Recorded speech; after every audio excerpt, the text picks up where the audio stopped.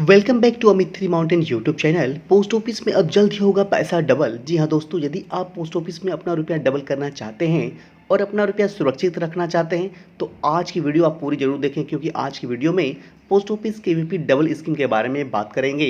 Post office किसान विकास पत्र अप्रैल 2023 के बाद के नए फीचर्स के बारे में बात करेंगे। इस स्कीम को कौन कौन खोल सकता है, केवीपी स्कीम 2023 में इनकम टैक्स का बेनिफिट्स है या नहीं है, पोस्ट ऑफिस किसान विकास पत्र स्कीम में टीडीएस कटेगा अथवा नहीं कटेगा, नॉमिनेशन की फैसिलिटी से लेकर पोस्ट ऑफिस किसान विकास पत्र की ट्रांसफर की फैसिलिटी के बारे में भी जानेंगे। और साथ ही साथ हम जानेंगे अप्रैल 2023 की नई इंटरेस्ट के बारे में। सबसे पहले इस बात को समझते हैं, किसान विकास पत्र योजना क्या है।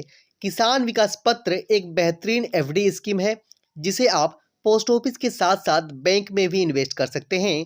किसान विकास पत्र को शॉर्ट फॉर्म में केवीपी पोस्ट ऑफिस स्कीम भी कहते हैं। बात करते हैं बेनिफिट्स ऑफ किसान विकास पत्र स्कीम 2023 के बारे में। तो दोस्तों, नए इंटरेस्ट के अनुसार अब आपके रुपए जल्द ही डबल हो जाएंगे।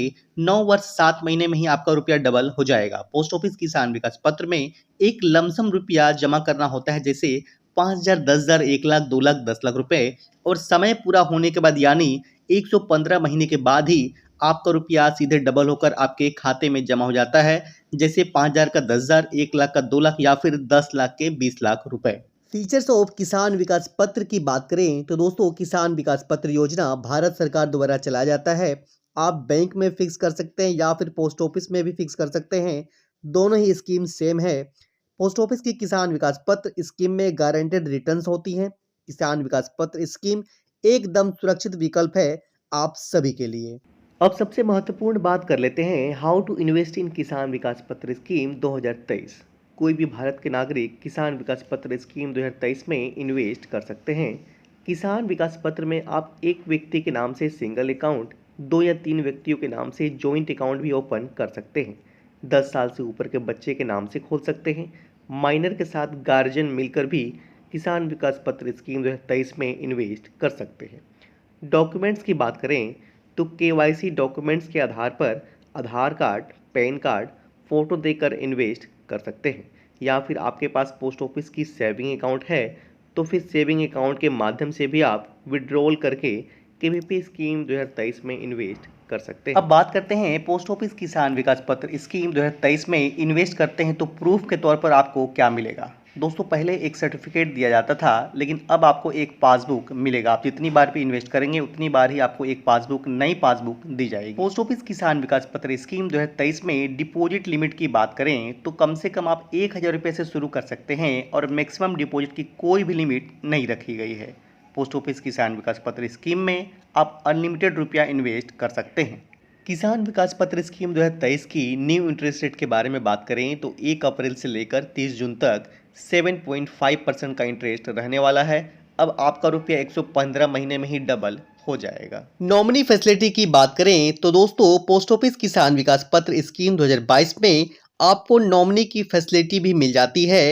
यदि लोन फैसिलिटी की बात करें तो पोस्ट ऑफिस स्कीम किसान विकास पत्र में आप लोन भी ले सकते हैं। लोन आपको बैंक के द्वारा मिलती है। अब हम बात करते हैं पोस्ट ऑफिस किसान विकास पत्र स्कीम की प्री मैच्योरिटी क्लोजर के बारे में।